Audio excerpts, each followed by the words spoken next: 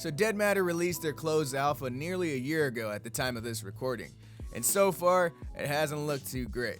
The closed alpha launch was a disaster to say the least, and the developers at Quantum Integrity have been under fire ever since. The mistakes and decisions that they have made during Dead Matter's closed alpha has really turned people off the game and outright refund the game. And now, it seems like not many people are talking about it. But the devs haven't been quiet.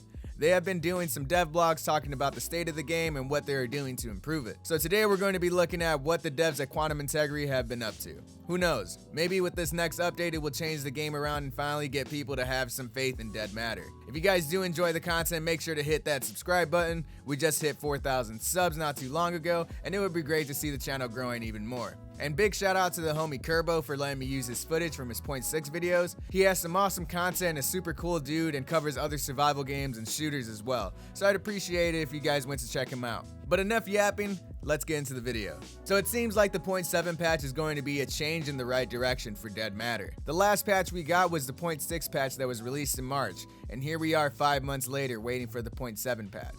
The dev team has been working on many different issues that have been plaguing Dead Matter since launch, whether it be the performance issues and the code that was in there screwing everything up, to the infected and even the world itself. The problem with Dead Matter's world before was that everything was kind of cluttered together and really didn't seem like a real world. But to be honest, the world is kind of what drew me into the game. I personally really liked a good amount of the layouts and assets that were used. It kind of made me feel a bit at home since I live in North America, but the devs have stated where they went wrong, not only with the community, but also with the code itself. They recognize this and have expanded their team and have been working on to get their code as clean as possible to get everything they want in Dead Matter while the game performing at a great level. They've rewritten a bunch of code for a lot of the systems that are in Dead Matter, including infected pathfinding, which will allow them to climb over obstacles, and they managed to stop that Congo line while puppets are chasing you, which is great if you ask me. They have a new vault system which should make it much easier to vault over objects. They fixed their animal AI and reworked large portions of their UI system so it's easier to maintain and build upon.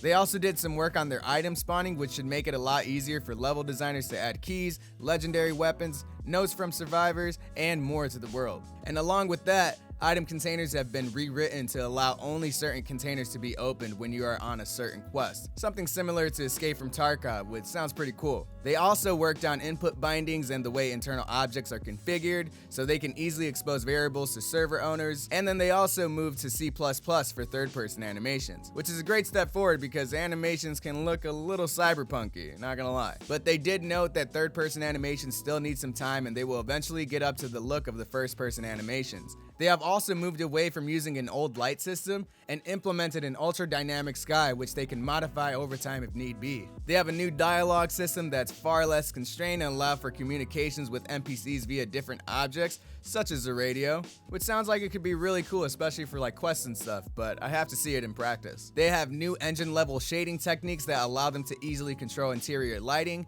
and they use the same system to make their global illumination look a lot better, which is good. They have a new interaction system that is really easy for even non-programmers to work with, which can be used to trigger callback events like displaying a keypad and requesting a password, or asking the user to supply a specific item to solve a puzzle. Multiple key interactions are also supported for complex interaction. They've also reworked the action button or the F key for doors, buttons, etc., and they added a material-driven clothing system that allows them to clip out parts of the base mesh, as well as other pieces of clothing. They changed the way icons are rendered and they will look much better when changing size of the item. There are PNGs that will be saved to your disk to prevent you from loading the object twice, and they've also added an internal map rendering to make sure when .7 goes live, you will be able to use the map item in-game to gain useful information from it. And lastly, they added an entirely new quest system which is going to be much easier to work with than previous builds. And this all sounds amazing and I truly believe that the devs can really pull it off, but we'll have to wait and see. Moving on, they said they're still working on some features that still need to be implemented before the patch goes live. They are removing the old VoIP system and reintroducing the VoIP system found in devlog 10, which sounded pretty amazing back then, to be honest. The infected right now are currently deaf and do not respond to any auditory stimuli, and claiming a house has been removed from the game and will be replaced with a new system that aims to be more organic. They have removed vehicles as well and will be re-implementing them so they can be in the best shape they can be, and their dialogue system still needs work before it's up to par, and it's mostly related to the way that camera is behaving during a conversation with an NPC. Characters and objects dropped or placed in the world doesn't save at the moment, They also want to implement a more traditional save system where you save the state of the entire game session whenever you go to bed. I'm guessing this is going to be more catered to single player, because I feel like a system like that would be different if you are online and players are dropping items and stuff like that. And they have said that they are waiting till the single player version is up to par and will release it on the experimental branch and then release it to multiplayer after. And over the last couple months, they've been showing off new screenshots of the game and what they've been working on, like some new clothes, new vehicles, showing off the lighting a bit, and even showing off how the world looks. Now I know that Dead Matter might have left you guys with some salt in your mouth, and that's including me as well, but I do believe in their vision, and I do believe that one day Dead Matter will be the game it wanted to be. But tell me guys, do you still have faith in Dead Matter? Do you think 0.7 will save this game and have the ability to regain trust back from players? Let me know in the comments below.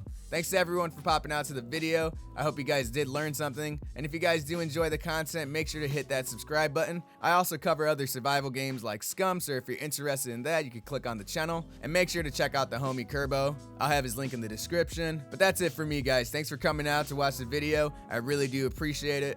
I'm Loaf Lord, and stay toasty out there.